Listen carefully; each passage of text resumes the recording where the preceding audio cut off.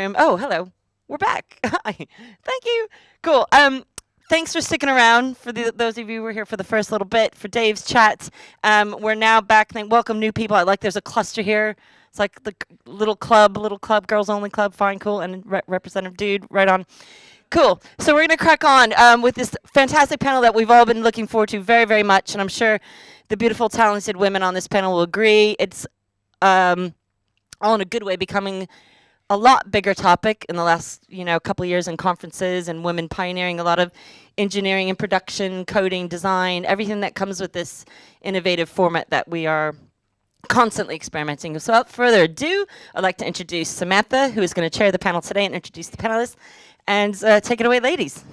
Thank you. Well, this is exciting. This is really nice. Thank you so much for joining us, because I always get a bit worried because I know it's like the last day and everyone's a bit hungover and all that jazz. So I do appreciate. So thank you so much for coming along. We started this panel last year. And we had a fantastic approach and some great responses. So I'm really hoping this goes really well. So I'm going to be quiet and let these lovely ladies talk. So I'd like you all to introduce yourselves, if that's okay. So Alyssia, would you tell the lovely audience what you do and how you got into VR, if that's okay? Sure. So I'm Alyssia. I'm from Breaking Forth.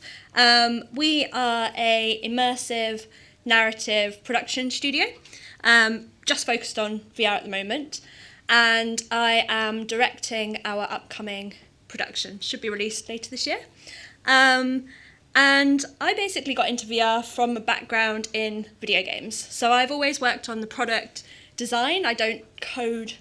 I understand a little bit, but I don't really get stuck into the technical side. It's much more of the design element.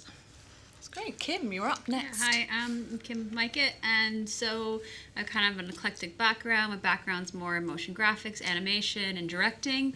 Recently stumbled into to VR just because it was a natural progression of hell. It's fucking fun and addictive.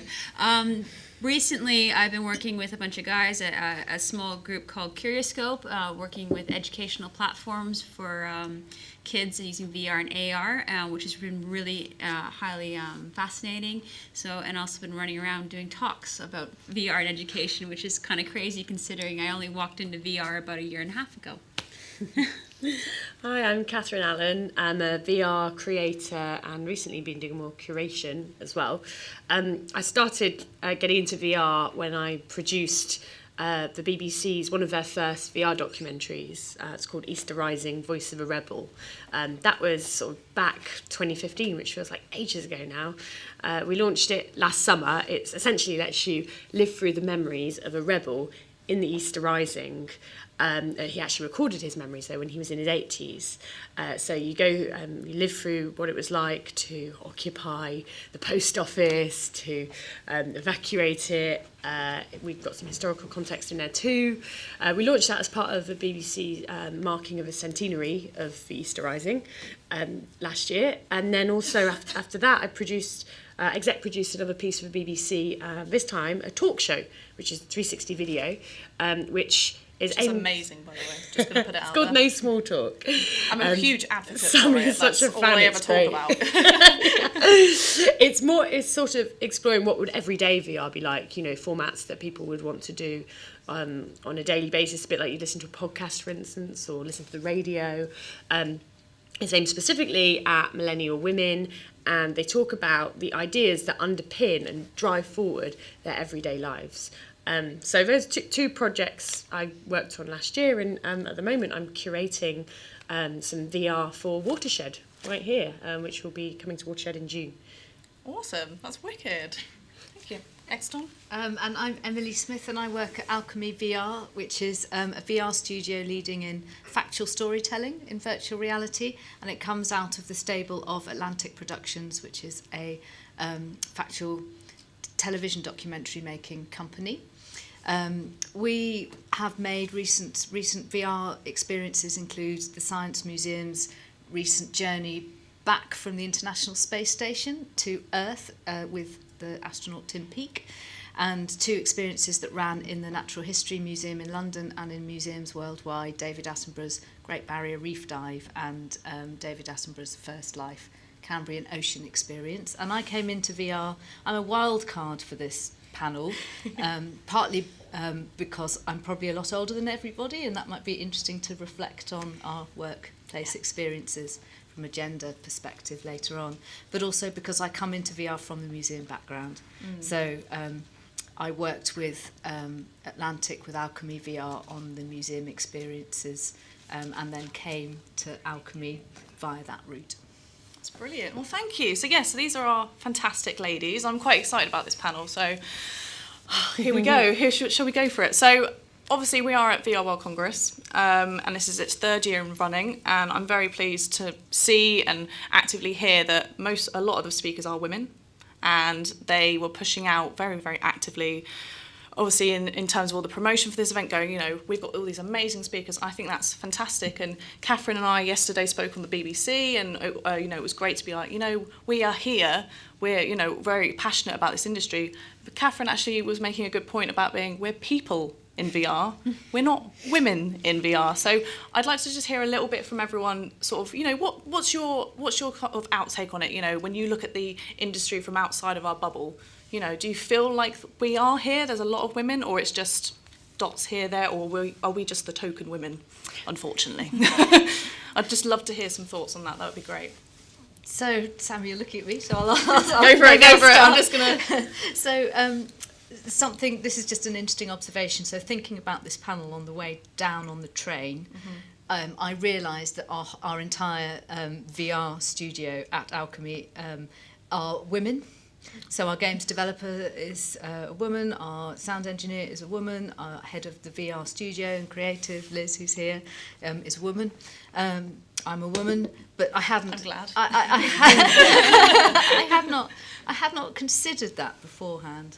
So that's interesting. It hadn't even occurred to me. I felt that I was working.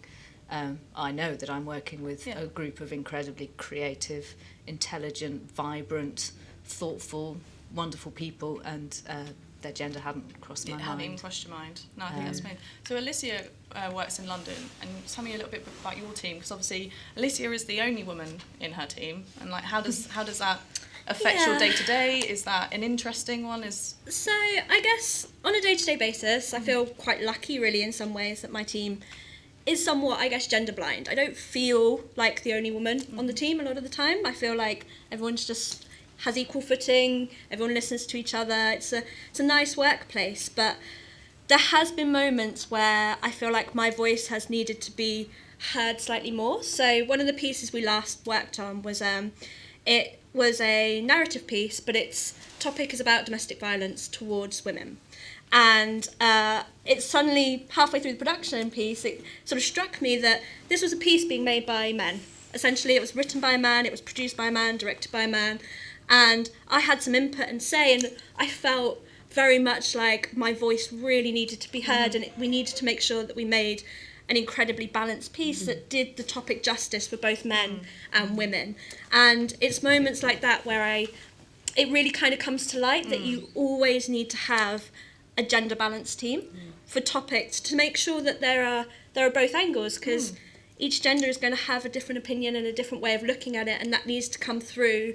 There is a responsibility for us to make sure that that comes through in the productions themselves. You can help sort of tackle unconscious bias through having a diverse team. Yeah. And that unconscious bias, that means, I think, men, I don't think, set out to say, right, I'm just going to make work that's for men.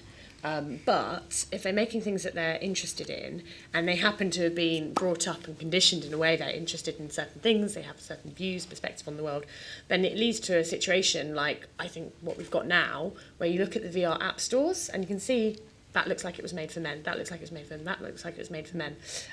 It's got a particularly male-skewed perspective, I think, right now, the VR app stores. And I would love to see more gender-diverse teams as a way to tackle that unconscious bias that's going on. It's funny you mentioned. Really yeah, go for it. Yeah, it's funny you mention that, because I'm working with a team right now, and you do get those gender bias kind of. You feel that way, but a lot of the experience, I call them experiences now, where I walk into a room where they're writing the gameplay out, and I usually sit there going, oh, actually, I would really enjoy playing that. It's not because I'm not a hardcore gamer. I don't like gaming. I used to do it when I was a kid. I just fell out of love with it. It's not like I'm against it, because I actually enjoy watching it being played. I just don't enjoy playing it. But there's a lot of experiences now that I find for VR, because it's so immersive and so you get so drawn into it, that it can really hit the female market quite hard and tackle the male market. So it's it's really nice to have a balanced atmosphere where the woman walks into the room going, I really like this, but if you added a bit of this, it would really fascinate me a bit more than if you had it this way. Ideally, we'll just have a situation where games are games and Yeah. VR experiences, VR experiences, and they're equally appealing to men and women, and we don't have to make things like, no small talk, for instance. We aim that specifically at women. In an ideal world, we wouldn't be making something specifically for women, but we wanted to like consciously address that balance. What was your approach to that, to making no small talk? Was it, was it something you wanted to have? Was it something you wanted to experience, or was it just more of an experiment in terms of approaching that? We saw that there was this gender gap already in VR audiences, which is a different topic, I suppose, to women working in VR, and they've got a sort of symbiotic relationship, these two issues, but I think there's two different issues. And that is something I'm equally, if not slightly more, passionate about as an issue, is VR audiences. Yep. And I mean, the data that I was going by was that there was about sort of 8% gap it was some US data in men trying VR versus women trying VR. And more recently, I've got some stats from a law firm, Wigan, who commissioned Comres to do a big survey. And Comres found that while 13% of women have tried VR in the UK, adults, 20% of men have tried it. That's quite a significant gap, So the driving force there was like, what can we do to address this gap? Like, what actual action is there that we could do? And I would love to, set a goal, get some sort of grant or something for a year and say, right, we're going to sort this out now, I worked out that it was, it's quite a few 100,000 women would need to try it to address it. I understand that. But the process for No Small Talk, we wanted to create a sort of, what would the TED Talk be like if it was in VR, which is completely different to a TED Talk, it's being in an interesting conversation, explores ideas, and then also, let's aim this at women. I think especially because women, that's having a chat in a coffee shop feels like quite a female thing, and it's very interesting to see male reactions to being there, men saying, especially sort of kind of men who just don't tend to encounter those sorts of conversations very often, saying things like, I feel like an observer, I feel like a voyeur even, and it's been quite a divided project, as in like some men have actually said they really don't enjoy it. But that's good though. I think that's really interesting. Quite tightly targeted it. Oh, that's awesome. And some sort of blokes have said, I don't get anything out of this. Don't enjoy it. Whereas women, some of them, not all women of course, but be like, this is just like having a really interesting chat with my friends. Yeah. I think it's quite interesting what you're saying about how many women have tried VR versus how many men have tried VR, because we take VR out to the general public, and we've had a lot of reactions from people who've never done VR before, both men and women, and a lot of the comments from women is quite often that VR is video game technology. They don't game. There is a much larger male audience for video games, and that's the reason they haven't taken those steps into understanding what VR is, what the other possibilities there are for it, that it is used for entertainment, it is used for, education purposes, and there are other aspects to it. And I think that unfortunately VR is getting some of that bias that's already existing in the video game industry. It's kind of being automatically brought over, which is why I think it's so important, the stuff that you're doing to help people understand that it's not just video game related. There's so many other elements to it that we need to. Well, we're thinking. Yeah, exactly. Go for it. I know you're about to jump in. No, I was just going to say I completely agree, and I think it's kind of maybe not about VR per se, but about context and environment and access. Yeah. Because with our gender-neutral museum experiences, and museums have a very slight female bias by like a couple of percent in terms of visitor numbers. that is natural history and science museums. Art museums are much more geared towards female audiences. But we've seen completely neutral adoption of those experiences, that we haven't seen a bias in terms of gender. Okay. We have in terms of age. The VR experiences at the Natural History Museum in London picked up a much younger audience, or kind of 18 to 35 group. But you're right about that kind of perception of headsets, gaming technology, and as more people are creating amazing, more neutral documentary content, or experiential content, or theatrical content, then that will likely change. I think that's really good. Kim, Yes. my lovely lady, how are you? So, when we did this last year, there was a couple of things that came out of the conversation in terms of how we approach this whole women in VR thing. You know, it's a bit of a difficult conversation. It's like, oh yes, I'm a woman in VR, we are people in VR. Have you seen anything in the past year that has, you know, felt that has encouraged people to join this industry, or women to join this industry? Or do you feel like there's been something really lacking? Are we just having conversations? Is there no action? What do you think? It's a tricky one. It's a tough industry in general. It's I find VR what's amazing about it. It's a free for all at the moment, because it's so young and there's so little being developed or starting to be developed, that if you put yourself out there, you have a chance to step up to it. So it's just anyone who wants to be a part of it. It's to raise their hand up, speak really loudly, and just become part of it. Yeah. And just keep talking about it, because it is slowly picking up. In the past 2 years, from when I started into it and to now, it's moved leaps and bounds. So the fact that maybe people might say there might not be as many women as there are men, it's maybe that a lot of women just haven't figured out what they want to do in the industry, or maybe they're not interested in being this part of the industry. Yep. But I think, and I've never seen a bias in it whatsoever. It's been really just open arms. It's basically, you know how to do that? Cool, come on, help me out. Jump on it. Yeah. Can you figure that out? Love it, you're hired. I've seen bias, but I've not seen bias really from people within the industry towards me. I've seen it from people outside when, for instance, they assume that I'm working in, like, because there tend to be a lot of women who work in marketing and PR or in tech generally. Yeah. So when I say that I work in VR, assuming I'm something to do with marketing or something, you know, like, but that's not really from within it. It's more about external perception. Outside of it. Yeah. I've had a few, you know, things occasionally where I felt quite uncomfortable, where I felt like, you know, I've been in a conversation and the technical things have been directed at the man in the conversation, as if I don't know what I'm talking about, when actually I've got far more experience than that. Always happens to me. I'm really short. People look at my head. Happens all the time.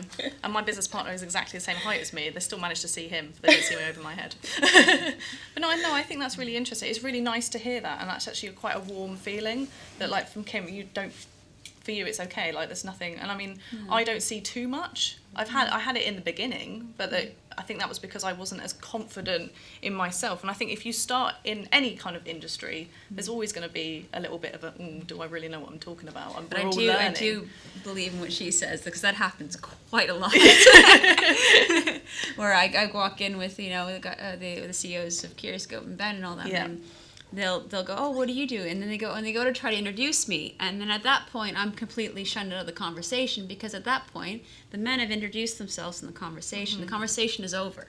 Yeah. So they really try to work quite hard to do the introduction, because the whole team is important, and that is the whole point of why that company is doing so well.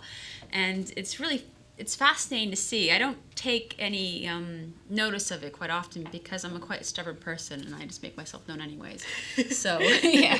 But that point about being, you know, making yourself known is, I feel like at this, in tech in general, like being a woman who works in tech, you have to sometimes push a bit harder to make your voice heard. And I feel that that's not really fair, because it's not. There's a lot of women who are just naturally not so confident, you know, they're shy, or they just don't work like that, maybe introverts, whatever. And why is it that you have to be a kick-ass woman to get somewhere? And I've noticed, I've got a I'm growingly becoming a bit irked by the phrase kick-ass woman, right? Because it's a way of like differentiating women in an industry as the ones who like do shout loud and speak a lot and feel comfortable, you know, doing panels and things like this, and then the ones who don't, who are more quiet, and not, you know, not every woman can have or wants to be the sort of person who does speak a lot, put themselves out there like that. And I think that comes back to like the conferences as well, because there's a Facebook group which is Women in VR, and it was set up by some lovely ladies in America, and it's been going for I think 2-3 years now, and it's doing really well. But what I find in the difference maybe between the UK and the US is that if there's ever a conference and there's one woman on stage, you find 20-30 of these women in VR go and attack these conference organisers and go, oh, you've not invited them, and it's like, do you know what, they have, and they're probably busy, like everyone's busy, we're all doing, you know, as much as we can. But I don't know if you've seen it, I don't know if you've seen it around them, like if do you feel like there's, I don't know, I don't like calling it token woman, but like, do you feel like it's just the same speakers, they talk about the same stuff, and maybe we should be maybe going a bit more quiet and actually just getting on with what we need to get on with? What do you feel about that? I guess I think that there's a mixture of important roles that anybody plays in any environment. So this is a kind of note of positivity that VR is a very creative industry, both in the creative development work and the technology and the confluence of those things. And so the kind of maybe female disposition to collaborate and enjoy engaging with each other and communicate and build and develop ideas together and not be so competitive actually makes that makes it empathic for women in the workplace, and that so there's a mixture of people who then will want to identify themselves as leaders in the sector or feel that they're happy to stand up and speak and be on panels and have speaker engagements as well. I think that's important, and it's important for people to be able to see that and see that they, if they're just coming out of university or college, could have a place in that environment. But at the same time, it's not the only thing. Those quiet meetings where somebody quietly will have the genius idea to take that angle or to take that narrative is as valid. Of course it is. But that idea of... Catherine was saying this yesterday about, you know, there has to be, you know, if you're at university or college and, you know, going to, do I get into this industry? Is there anyone that I kind of look up to and go, oh, they're there, that's great. I mean, I don't know if you want to... that kind of role models. You can't be what you can't see. If you don't know that people are doing that who you identify with, and you may not think of that sort of career profession as for you. And also that point about you made about the genius, you know, that seems like an archetype. You know, the sort of the genius who can sort of go away and think for a while and then come out with something incredible. And some people do think like that, and that is how they work. It feels like there's not a sort of an archetype, an assumption of women being like that in technology.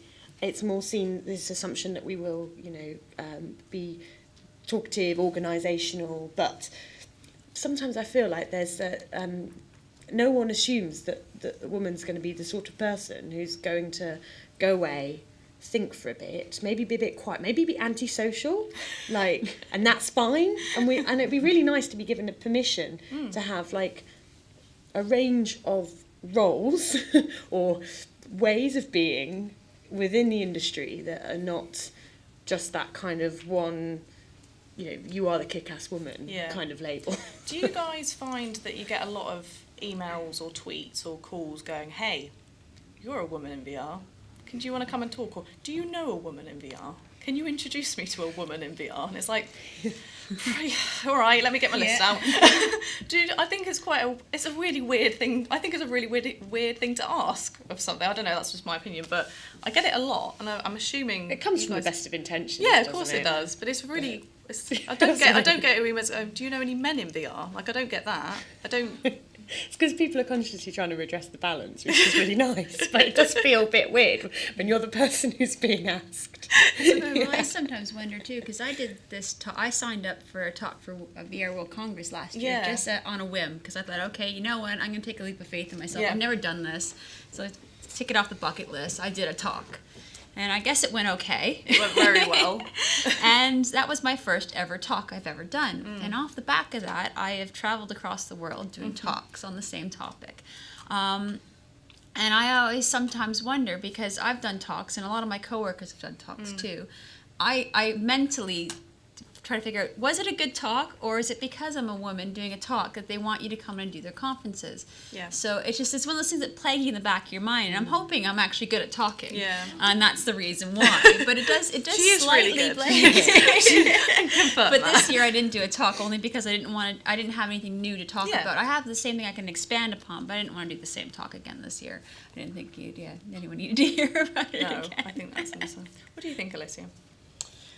So, I don't know, I've done a couple of talks, I've done a couple of panels, and I always felt like I'd never really had much of an experience in doing this kind of thing, and a lot of my male colleagues had been invited much earlier on in their careers to stand up and talk and been invited to give their opinions. So I always felt a little bit more nervous, like there was more to it coming on as a woman. I'd never had that platform before. Right. Maybe that's my experiences in other tech industries, and with VR, it's because it's such a new industry, there are lots of voices, there's lots of opportunities for everyone to come and talk, and it's still quite a group of people really who are coming to these conferences, so there's more opportunity there. But I often found as if I was a few years behind people, I guess, which is quite interesting. I don't know if anyone else felt a similar way, whether they didn't have quite as many opportunities earlier on in their careers than I never gave myself the opportunity. Okay, That was it. fair. I never put myself out there. I never said I wanted to go do this and risk looking like an idiot or succeeding. And I find a lot of men, they just said, they opened their mouth and they said, I'm going to do it. Now I've said I got to do it. And a lot of women, we think about it too much. Yeah, we don't just jump and do it. And so the past 2 years, I just jump and do it. Yeah. And then figure it out in the way, because there's so many talented people around me to help work together to make it happen. So that's my ethos. I've learned that a lot of my male colleagues is that jump and then figure it out. Because I have faith in myself. I'm talented. I'm good. Yeah. So why can't I do that? That's really interesting. That's awesome. That's very cool. No, but I think that's, and like you say, I think that is a confidence thing as well. I actually really hate public speaking. Wow. Right? No, I generally do. The first talk I ever did, I thought that everyone could hear my heartbeat on the microphone, and I generally did. But That's really sweet. But anyways, is there anything you girls want to quickly jump on? Catherine's eyeing me, quick, and because then I want to open it up to the audience, because I think we need to definitely do that. I just wanted to say about how what's really inspiring right now about VR is because it's so new. We've got this really a fantastic opportunity to make it the industry that we want it to be, so that we can look back in decades to come and say, we had a hand in making that a really healthy, diverse industry that created work for audiences that were also representative of the population. And if we could go back in time and think, say, with cinema or the internet even, what could have been done differently to set it up to make it a really healthy industry. Let's think that now, because we've got that opportunity. We're in that prime time. Yeah. And this is our time for action. And I think even if we all do this tiny little thing, It'll all contribute. It will all make a difference. But yes, I'd like to open it up to the audience if anyone wants to ask any questions. Just to remind you, hands up for microphones, please. Go. Well, I just scream. It's like the conch shell, but a little bit louder. We'll do this one first, and then we'll come to you, if that's okay. Dan Martin from Enterprise Nation. We're a membership organisation for small businesses. 65% of our members are women. But of the members we have that are tech, they are mainly men. So what do you think needs to be done this is, I suppose, a general tech industry question, what needs to be done to create more tech startups run by women? think generally interesting kids at a young age. Just making it a bit more diverse and opening up the platform and giving the kids the tools to understand which direction they want to go and what feeds their needs, instead of saying, oh, you're going to go in this direction, you're going to go in that direction. Because the direction I went through as a kid, I was told not to do it a gazillion and a half times, but I just was adamant to do it. And so I think it's that, just handing people the tools and pushing them in the direction that feeds their creativity. And they may not be a tech person in the end, but if they love tech and want to support it, it's just, yeah.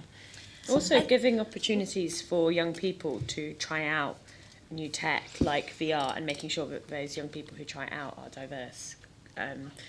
So getting women to try VR not only help address that audience gap, but will also encourage them, hopefully, to want to move into it, maybe start their own companies in the space. I think making workplaces open and available to women as well is important. I mean, I work for a large game studio as my first job out of university, and there were 4 women in a team of 200 people. And there were a couple of times where I was at the point of quitting just because I didn't have anyone to talk to. I hadn't anyone to really sort of like understand how I was thinking and addressing problems, and there was quite a barrier there for me to just have a voice and express what I was saying. So that may have turned me off of tech quite easily if I'd followed through on, going into an industry where I know I could talk to other women who understand sort of my point of view easier. That would have been such a shame. I wouldn't have ended up here. So, but having workplaces where women know that they can openly talk, openly express themselves, and they've got a support unit. Yes, that's, I think, really crucial to help people into the industry. Somebody you can go for a coffee with when you're incredibly stressed out and you just need to step away. But the other thing, which is, I think, really fundamental, is flexibility. So a friend of mine, we left university the same time, about 23 years ago. She went into artificial intelligence programming in games, and you can imagine how that industry looked 20 years ago. She had a kid, the concept of going to her boss and asking to go to the parents' evening, was just like completely, complete disaster. At 20 years on, I think we're in a different place. Talking with my colleague on the train on the way down, when millennials become managers, that's going to be absolutely brilliant, because millennials of all genders love flexibility. They love dynamic, flexible workplaces, and that, I think, if I was being a soothsayer, that would be the biggest shift. I think that's really interesting. I'm going to take the question at the back by the gentleman. All right. My name is Clayton. I'm the president and co-founder of the World VR Forum in Switzerland, and this is just almost a report that I, listening to you, realized I was counting in my head that 70% of my staff are women, so I'm happy to admit that. And my wife always considers me a very sensitive guy anyway, so maybe that's a bonus I have. But I spoke at a conference at UniVR in Paris about 3 weeks ago, and the first thing I noticed when I went on stage, what I commented to the audience, is that more than 50% of the audience were women. That's amazing. And it is changing. I'm from a generation where my cousin 50 years ago couldn't be accepted to a veterinarian school because she was a woman. So she had to go to Mexico to get veterinarian training, and then got back into America once she was licensed. So it is a cultural thing. I think it's definitely our society. It's something that's going to happen. But you have talked about it. My co-founder is a woman, and she is really when you say the heart and soul of an organization, she is the soul. I couldn't do it without her. She's the expert. She's the one behind me, for sure, where I am more outgoing.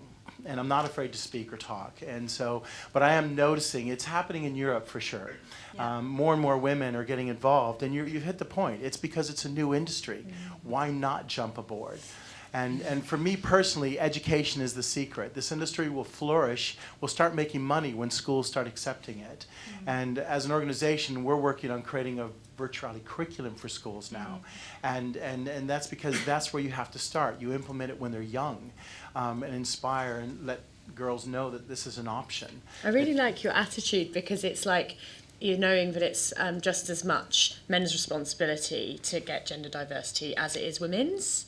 Like, it's so important to have that attitude that, really, if we're talking about the issue of getting more women into VR, there should be men here too, because it's just as much for you to Next help year. sort out. Well, there's an all-male panel right now in the other room. They're not allowed in. And I convinced another man to come with me, okay? But Switzerland's a culture where women are taxed more than men because the women, yes, my wife and I, my salary's not taxed because I have to pay for the mortgage and the car. My wife is taxed because she does shopping and clothes and stuff. It's a backwards country, but it's changing. Like I said, in this industry it is. So congratulations. Thank you very much.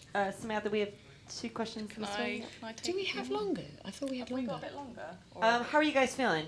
Another Fine. 5 minutes, maybe? 5 minutes? Is We that have okay? this has been a fantastic panel, guys, and I'm so happy. The hands are shooting up. We probably have time for about 2 more I've questions. got- right, should we do We these 3 here? Quick Yeah. and snappy. And then remember, this is a networking event, so Gosh, everyone's yeah. around for mixing Come and and mingling. literally come and jump on these ladies in like Within reason. But gently, but gently. gently. Hugs and kisses. That's what I'm asking. Yeah, one at the back, and then the lovely lady in red. Hi, especially talking about working with children and girls and letting them know. Are there mentoring programs? I work with Omniwoman, which is a mentoring program for women in advertising with the Omnicom agencies. Are there mentoring programs for girls in VR? And so that ladies like yourselves, with girls who are starting in the industry or in high school or such, that you can sit there and you can have the natter and you can go, Yeah. it was a horrible day, I'm working with 20 beasts, and I just want to talk to you about what's going on. Are there programs available now, or is there Shall I plans answer for that? question? So in the UK specifically, there's a couple of women in VR groups that are coming together, and I believe, from the information they've given me, that they are going to be building these types of workshops and a place where you can have a breakfast morning, or you can discuss things with, if you're a developer or a coder, you need to get these answers quick. So it is coming. There's more in America. So there's a thing called Shift, which was done last year with a lady called Helen Situ, who's from NextVR. So they're really powering it over there. But here we're a bit behind, and I want to change that, and we will. We'll get there. We do a lot of the women that I know do a lot of lecturing in universities in the UK, and that is basically just to kind of go, we're here. It's happening, it's changing. I need to hire somebody to do it for me. Anyone want to do it for me? There we go. We've got our first volunteer. It needs to happen quicker and sooner. So yeah, next lady. Thank you. I'm Angie McKeown, and I run a community group in Belfast called NI Game Dev Network, because we had a lot of game developers who were working all in their little silos and making tiny games. So now, about 4 or 5 years later, they're all kind of working together, which is much, much better. So we've been taking VR, so Rift and Oculus and HoloLens out in the community and trying to get people to try it. Yeah. But what we've discovered is that women are much more reluctant to try it, especially in front of other people. Yeah. And so I kind of want to come up with some ideas of how to fix that. And some people were suggesting to me that they're reluctant to try it because they're being watched by other people. And a really key thing that somebody said to me was that actually women don't necessarily feel safe being blinded in a space that they don't necessarily know if they're safe in. Yeah. Like, it's not natural as a woman to think, okay, now I can't see anything and I don't know who I'm with and whether my belongings are safe and whether I'm safe as a person, and I can't see anything now, and I'm in a room with people that some of them are strangers to me. Yeah. And that's a really tough one, because when you want someone to try VR for the first time, generally when they try it, then they realise it's amazing, but they don't necessarily know that to begin with. It's getting you comfortable. Yeah. Putting a piece of plastic on your face is weird. Like, if something I'm putting this on your face. Because I do a lot of stuff with insomnia and the game stuff, and it's normally with the mothers that bring their sons and daughters, and most of the conversations I have with them is I don't know, because my son's running off, and It's really hard my bag's looking here, after kids and bags. With, it and just it is doesn't. But we don't want to do I don't know VR how you feel Tupperware about parties either, I think it's that's kind of weird too. It's kind of interesting because when we launched our piece on domestic violence last year, we did a live run in a theatre in London, and we showed it to 20 people 5 times a night. So lots of people, just members of the public, first time doing VR. And we were very concerned about the women, mainly because they had the problem that you highlighted there, that there was that nervousness that you're in this room of people you don't know and you will be unable to see what's going on for the next 20 minutes.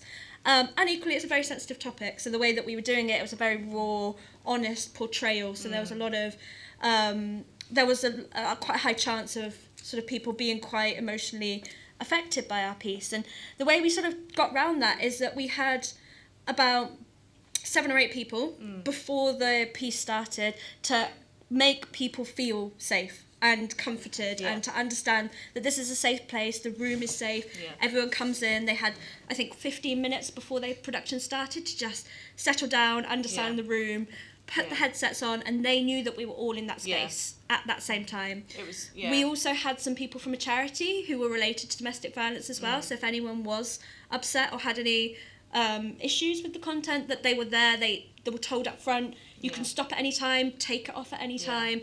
And to us, it was one of the biggest things that we wanted to do. We need people to feel entirely comfortable, because if you don't, you will never let yourself go and get into the virtual reality experience Makes as well. you think about the power of setting a cultural context, Right. you know, and what you can do by curating and creating a space that feels safe. You can get people into things that would have otherwise felt way out of their comfort zone. But there is no learned social behaviour to enter and exit VR. So you go to the theatre, everyone takes their seats, the lights go down, the curtain comes up, you know everyone needs to go quiet, and you watch the performance. There isn't a learned behaviour to virtual reality. You found that, didn't you? Yeah, but I mean, it's an interesting thing, because we did about 2 weeks of tests on our staff to work out how we should deliver it in a public space. And it's a very curated experience. That it didn't need the intensity of staffing. There was 2 members of staff for an auditorium of 60. People would come in, be given the headsets, use it, be told how to use it, then leave, and run on a rotational basis. And that model's now working right across the world. But we did R&D on it as a visitor experience. We actually tested that as much as we tested the content itself, and came up with a model that worked. That's really right. So if we have VR as a cultural, sort of something that you do, like at Natural History Museum, like you did, that could help widen out the audience. And bring and people museums are safe spaces. Internationally, they're known as neutral. They're thought of as neutral, kind, benign. Good place to do it. So we have time for one quick question and one quick answer. And remember, mixing and mingling afterwards. Quick. Right, who's lovely lady in the front? Go for it. That's cool. I'm Liz, I work with Emily. I just wanted to pick up on the point you made, Catherine, about the kind of notion of the kick-ass woman. I come from a documentary background where disproportionately more directors are men, still. And there, the kind of women who succeed are the bossy women. They're not seen as the kick-ass women. And I think actually it's a really positive note that even if it might jar with you, and I get it, that actually we're seen as kick-ass women, not bossy women. That's true. And I think that can only be It's a speak volumes. reframing. It is a reframing, and I think that's really, really great thing for this industry. I think that's great. It's a really good point. Really good point. Right, I think we're going to have to leave it there, unfortunately. Thank you. Thank you, Samantha. Thank you very Thank you, much. ladies. It's been so knowledgeable and fantastic.